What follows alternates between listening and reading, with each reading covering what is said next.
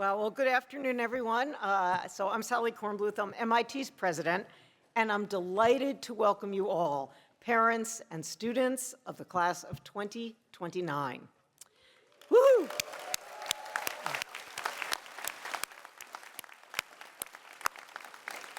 So in a few moments, I'll introduce you to all of the people on the stage with me. Then we'll hear from two fascinating faculty speakers, both MIT graduates, I might add. And unfortunately, our third scheduled speaker today, Tess Smith, couldn't join us today, but you'll be in excellent hands with her two colleagues. I also want to share a few thoughts about the community you all are about to join and the kinds of opportunities that you will find here. But first, I just want to say out loud what we all know, which is that American universities have been getting some unusual attention lately in the news and from the federal government.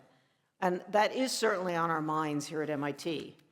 But despite all of that, we remain devoted to the Institute's essential mission to advance knowledge, to educate students, and to bring knowledge to bear on the world's greatest challenges for the betterment of humankind. Now, at MIT, we believe strongly in the enduring value of that mission. And this means that we believe in all of you, in the learning, making, discovering, and inventing that you all have come here to do, and in your boundless potential as future leaders who will help solve real problems that people face in their daily lives, and you all will make a meaningful impact on the world. This incredible capacity for impact is exactly why I decided to come to MIT in the first place, a little less than 3 years ago. I was drawn by the amazing hands-on nature of an MIT education and the seemingly infinite curiosity about science. Just like all of you, I thought, I have to be here. MIT's learning by doing culture is one of the things that really appealed to me. In my own academic career, one of the things that excited me the most was the hands-on research. You know, in college, I was not actually even planning on becoming a scientist. I was actually a political science major. But I took a class in human biology, and I became fascinated with how cells function. And when I stepped behind the microscope, I realized I loved doing fundamental research, designing the experiments, working with a dedicated team, and every once in a while, the thrill of seeing something, some new insight or some pattern that no one had ever seen before. There's really nothing like that. Now, as an MIT student, you can be part of this kind of research through our Undergraduate Research Opportunities program, also known as UROPS. UROP projects can range from working in a biology lab to anything that intrigues you: computer science, architecture, nuclear engineering, music. No matter what you're interested in, UROPS are an unmissable opportunity to work side by side with MIT faculty at the front lines of research. The numbers tell the story. More than 90% of MIT undergraduates do at least one UROP project. Now, if real-world research with renowned faculty sounds a bit intense, it is. I will say, though, intense is a lot of what describes life here at MIT. But I know that every one of you is up to the challenge. Now, I do want to say, however, if you sometimes get frustrated or stuck, please know we all do, and you do not have to go it alone. It's not always easy to ask for help, but as everyone up here today will tell you, sometimes the only way to succeed in facing a big challenge or solving a tough problem is to admit there's no way you can do it yourself. You're surrounded by a community of caring people, so please don't be shy about asking for guidance and help. And I would just go off my planned remarks for a second to say when I first got here, it was even confusing figuring out where I was physically, the numbering of the buildings. My son was a student here. I texted him. I said, "Where am I?" And he goes, "I don't know where you are." So you'll have that experience for sure. Another tip. At MIT, we love our work, but sometimes you just need to step away from it and have fun. MIT has about 450 official student organizations. You are sure to find one that's doing something that you like to do. And even if it feels risky, try new things. It's okay to be a beginner. Join a group that you would not have had time for in high school. Explore a new skill. Volunteer in the neighborhoods around campus. MIT also offers an unbelievable range of activities for entrepreneurs. So if you come up with an innovative, practical solution to a problem, or you want to start a new company, and a lot of students here want to do that, there are plenty of ways to transform your ideas into reality, and plenty of people to collaborate with along the way. One last point. I know you have extremely high expectations for yourself here. And, honestly, if you didn't, you wouldn't be here. We have high expectations for you as well, in all kinds of ways. But I want to emphasize the one that I actually think is more important than all of the others.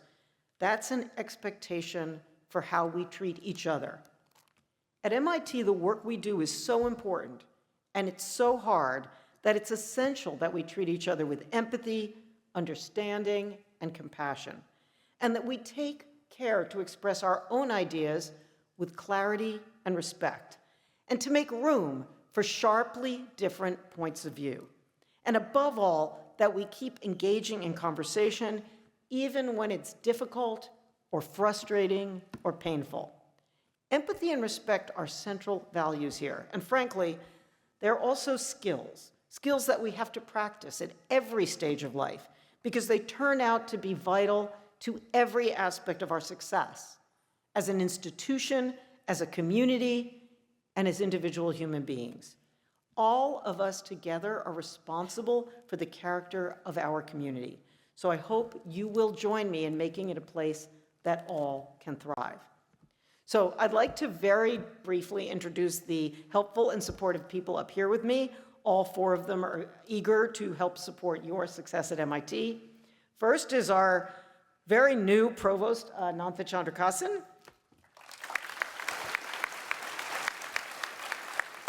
So Anantha may be new to the provost role, but he has been a faculty member at MIT since 1994. He also served with great success for 8 years as the dean of the School of Engineering, where he made it a priority to give students a more active role in shaping the school's initiatives and operations. Now, as provost, everyone's always like, what does a provost do? I was a provost, so I know I had to explain that a lot. He runs the academic side of MIT, all 5 schools and the College of Computing, the faculty and the degree programs. Now, he brings to this enormous job his keen insight, his can-do attitude, and his boundless energy. And while he admits that people might consider him intense, he sees himself as a facilitator. He enables faculty, students, postdoc staff to continue making extraordinary contributions to the nation and to the world. Next is Chancellor Melissa Nobles.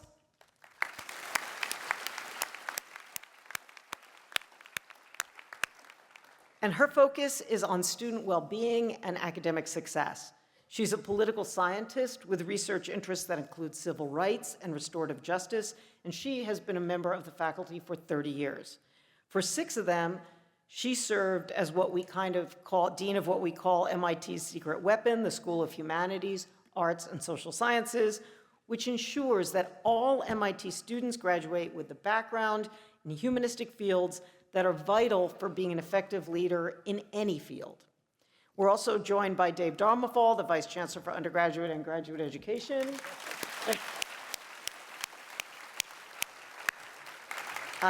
Dave's had firsthand experience as a parent to an MIT student who has since graduated. He works with our students, staff, and faculty to understand all aspects of the student experience and find innovative ways to make it better. He's a professor of aeronautics and astronautics, and he has received numerous awards for excellence in teaching and advising. With a PhD from MIT and a bachelor's degree from the University of Michigan, he's a sports fan who cheers for the Patriots, the Red Sox, and apparently the Detroit Red Wings, whatever. And we have with us Vice Chancellor for Student Life, Susie Nelson. Susie oversees everything from housing, dining, and support services to a wide range of programs that make life at MIT more fun. Not surprisingly, her favorite part of the job is working with students. Her team is dedicated to helping you succeed and thrive in every possible way. Intellectually, physically, spiritually, personally, she and her staff are available to listen and guide whenever you need a hand. Her office is on the first floor of Building 4, and she wants you to know that the door is always open. Now, if you're out there feeling really lucky to be joining this incredible community, I want you to know that we feel even more lucky. We're delighted and grateful that you chose to bring your talent, your energy, your curiosity, creativity, and drive here to MIT. And we're thrilled to be starting this new year with all of you. So in a moment, two MIT faculty will try at lightning speed to give you a sense of what it's like to live, study, and work here. I'll introduce them both, and then each will come directly to the podium. First, we have Ankur Moitra. He is a professor of mathematics, director of MIT's Statistics and Data Science Center, and a principal investigator at CSAIL, the Computer Science and Artificial Intelligence Laboratory. His work bridges the gap between theoretical computer science and machine learning, and notes from his graduate course, Algorithmic Aspects of Machine Learning, have been turned into a monograph that has been used in courses across the country. Fun fact, he says he does his, I keep losing it, he said he does his best thinking late at night. I suspect many of you can relate to that. We also have Christopher Palmer with us. He's an associate professor of finance at the MIT Sloan School of Management. In addition to teaching corporate finance, he's a research associate at the National Bureau of Economic Research, and he works with the Jameel Poverty Action Lab, or JPAL, based here at MIT. His research explores a range of questions from how to reform the personal bankruptcy system to how people make household financial decisions. So, the parents might be even more interested in this. He's a good person to ask for advice on the best way, for instance, to shop for a car loan. So I know that you're going to enjoy hearing both speakers, so please join me in welcoming Professor Moitra first.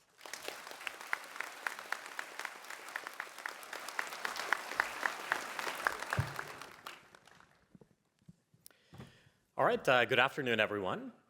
So for as long as I can remember, I've been hungry to learn and explore. So when I got my college acceptance letters 22 years ago, and the big fat course catalog came in the mail, I combed over it. I meticulously planned out my 4 years ahead, not because I knew what I was doing, but because I just couldn't wait. Like a ritual, I drafted and redrafted new versions every time I came home from break. First, I wanted to be a plasma physicist because I thought that sounded cool. Then I heard the future was in biomedical engineering. But don't they use cool math and finance? I was even very briefly and very unsuccessfully a philosophy major. But it turned out that no one appreciated my attempt to put more math into philosophy by trying to recast the arguments in the Federalist Papers as questions about probability theory and large deviations. So I didn't realize it then, but for me, the most important things I had going were my willingness to take risks and put hard work in for the things I cared about. These are the things you learn growing up as the child of an immigrant. You always remember how you got there. And as you're sitting here today, I want you to think about how you got here. I bet it took a lot of hard work, but beneath all that, what were the values that carried you here? What's important to you? And now that you are here, what are you going to do with the opportunities that you've been given? If you're like me, probably one of the things that brought you here was the mystique of MIT. Sometimes it seems too cool to be true. No science fiction headline seems impossible when it includes the phrase MIT researchers. It's a place that thinks about what the world needs and just does it, like putting up their courses online for free to reach the rest of the world, because that's the kind of thing we care about here. It's a place where you're encouraged to dream big and wild and different. It's a place like no other. I can tell you my kids went to daycare right here in the Status Center, and I can't think of anywhere else walking around I'd expect to hear phrases like, "Daddy, can I pet the robot?" "Daddy, can I play with the computer made of billiard balls?" "Daddy, what are those kids doing?" True story, they were probably planning a hack. MIT is bursting with creative energy, and we love to learn the best way I know how, by playing. Sitting here, beyond the sheer excitement of starting this new adventure, you probably have goals and ambitions about what you want to do and who you want to be. And this is your proud next step. But I also wanted to give you some advice, the kind of advice that I'd give my own kids if they were starting college today. Life is not Pokemon. It's not a series of accomplishments to be collected. It's so easy to fall into that trap, because a lot of the goals that you might have might seem like they're the kind of things that you can just optimize for. But if you fall into that trap, you'll fall into every other trap too. You see, the things parents worry about for their kids are always out of date. They might worry about sex, drugs, and rock and roll, but I'm not sure that that's the real danger these days. Maybe it's Twitter and social media. These are the things that make it harder to find your own way and what you really care about, because the rest of the world's opinion is right there staring you in the face, and it's impossible to avoid it. And how will you discover what's important to you that's worth pouring yourself into? Maybe the danger will be ChatGPT. These are the inventions that want to do the thinking for you, to take away your agency. But then who will do the learning? I worry about this because it's going to become too easy to rely on these tools. And there are going to be many times you're going to be tempted, especially late at night, with looming PSET deadlines. As educators, we don't always have fixes for these kinds of things, and all we can do is open the door and hope you walk through it. So what would I tell my kids if they were starting college today? A lot of life you'll have to figure out for yourselves. There'll be new challenges that neither you nor I are able to plan for. But I promise you, you'll have the right tools to handle whatever comes next, especially if you periodically remind yourself about what's been important to you all along, what brought you here. For your next 4 years, you're going to be surrounded by creative, clever, passionate people every day who are going to challenge you. Rise to that challenge, and most importantly, don't let anyone else tell your story for you, especially not ChatGPT. So welcome, class of 2029. I can't wait to call this amazing place home together. Thank you.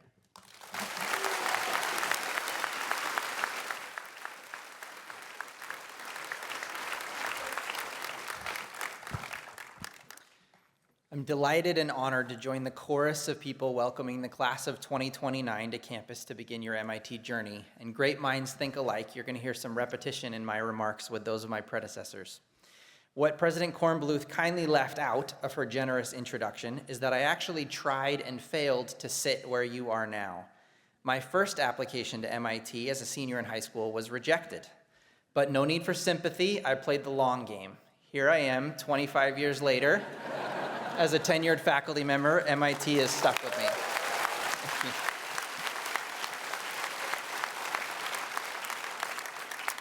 Being at MIT is thrilling in part because of the concentration of curiosity here. In fact, President Kornbluth even has a podcast about MIT titled Curiosity Unbounded. At MIT, we ask questions constantly. We demand evidence to back up claims. And we expect that when a subject sparks you, you will dig deeper and infect those around you with your interest and your curiosity. Let me offer one brief thought. It's going to be similar to what you've heard about AI and curiosity. In many ways, being able to interact with a large language model is a rocket ship for curiosity. I love the idea that a student can have their brain explode with exposure to some new concept or idea and dive down a customized rabbit hole with a chatbot. In fact, MIT's online courses that are freely available to the world have now enabled an aptly named chatbot called Ask Tim that allows you to just query that set of courses and interact with it. What I don't love is perfectly illustrated by a commercial I once saw for a very famous technology company. An unprepared man sits down at a conference table and is asked to share his thoughts on a movie script. Suddenly anxious, the man leans back in his chair and opens his laptop and queries his AI to summarize the script and give him talking points. Relieved, he leans back forward in his chair, re-engages with the discussion using this cheat sheet. This vignette infuriates me.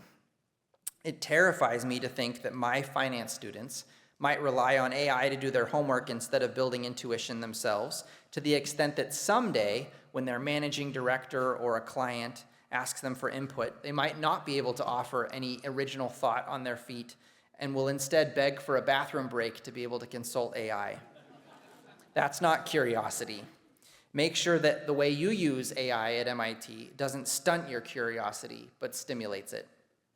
Perhaps unavoidably, the thrill of being at MIT is also accompanied by the fact that it will be stressful for you at times. And I have some counsel from my own experience as an MIT student about how to cope with that. My main advice is to make sure that you build enough slack into your system to handle both the stress and to take advantage of the opportunities that you have. You will undoubtedly feel pressure here to do all the things. And part of that comes from imposter syndrome, something most of us at MIT struggle with at one time or another, and a false equivalency that your worth is determined by your achievements. But it's not. You have inherent, immutable, intrinsic, eternal value. Be discerning with your commitments. Future you will be so grateful if you have built in the capacity to sleep, to catch up, to say yes to cool invitations, and to attend to your mental health. Trust me, MIT is going to throw at you chances to explore and invent and create and start up, to have fun, to play, to form friendships and romances, and to find your own path. If you have to pass on those opportunities because you're too overcommitted and have no breathing room, I think you will miss out on some of the best that MIT has to offer. One of the concepts I teach in my finance class is the concept of a stress test. A financial stress test is an exercise to figure out if an institution can handle economic distress without collapsing. So the Federal Reserve might ask a bank in a stress test to demonstrate whether it would still be able to stay in business if the unemployment rate doubled and oil prices rose and house prices and the stock market fell by a certain percent. Applying this exercise to your own life, especially as you enter registration and think about the number of credits you're going to take, how much slack is in your personal system to handle the inevitable hiccups and setbacks and complications of student life? If you are overcommitted, then you won't have room to handle when classes have big deadlines at the same time, or a friend is in crisis, or there's a chance to have some fun or dream up a startup, but you barely have time to sleep as it is. If you build a schedule that passes a stress test, that means you will have time for curiosity and meaningful creativity.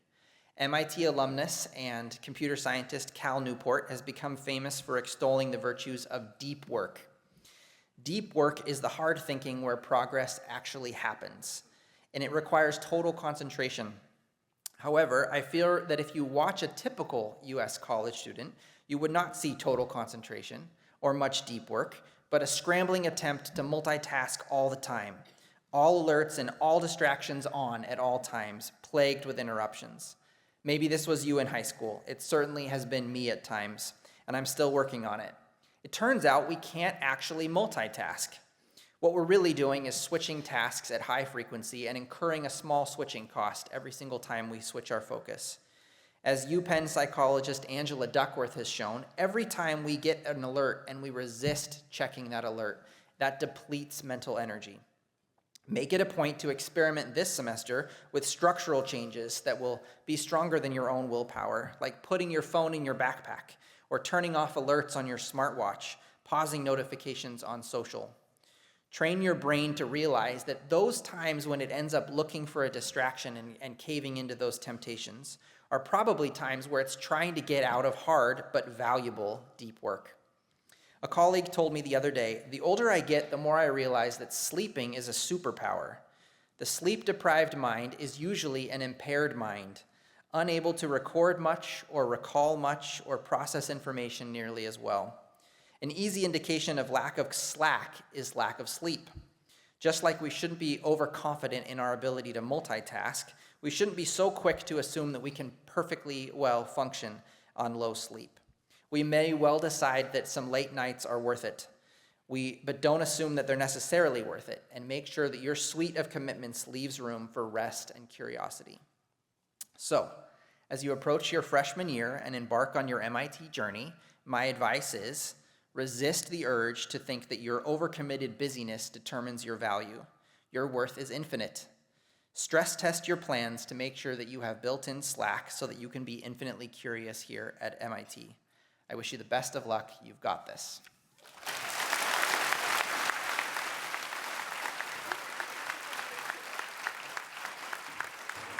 As we come to the end of our program, the corollaries of MIT will lead us all in singing the school song. You're all invited to join in. The song lyrics are available in the guidebook app under MIT Orientation 2025. First, though, we'd like to remind members of the class of 2029 and your parents and families that you're all invited to the Division of Student Life Social under the tent on Kresge Oval following Convocation for fun, food, and good conversation. On your way, you're welcome to say hello and take a photo with President Kornbluth, Provost Chandrakasan, Chancellor Nobles, and Vice Chancellor Dharmafal to the left of the stage. The line will form under the scoreboard to your left. Now, once again, President Kornbluth. Thanks so much. So I really want to thank our speakers, Professors Moitra and Palmer, for their inspiring remarks. I learned from what they had to say and enjoyed it.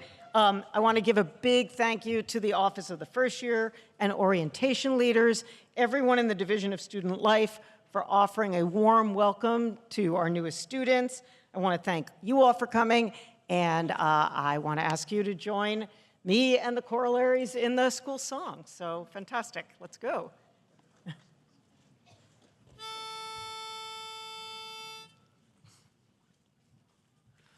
Arise, O ye of MIT, in loyal fellowship. The future beckons unto ye, and life is full and rich. Arise and raise your glass on high, tonight shall ever be a memory that will never die for ye of MIT. Thy sons and daughters, MIT, return far and wide and gather here once more to be renourished by thy side. And as we raise our glasses high to pledge our love for thee, we join all those of days gone by in praise.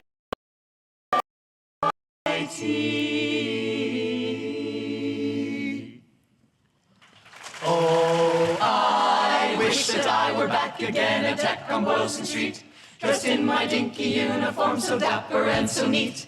I'm crazy after calculus, I never had enough.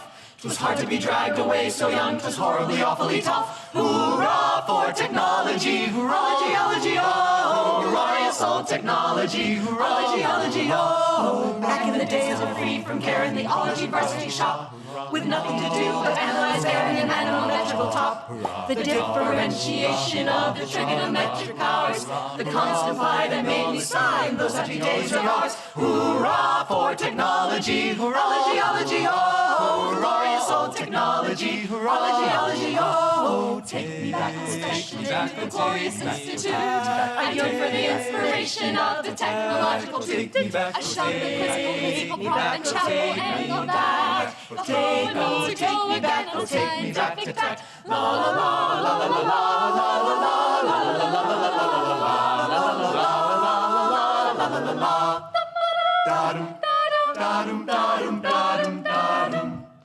O-M-A-S-S-A-C-H-U-S-E-T-T-S I-N-S-T-I-T-U-T-E-O-F-T-E C-H-N-O-L-O-G what comes after G.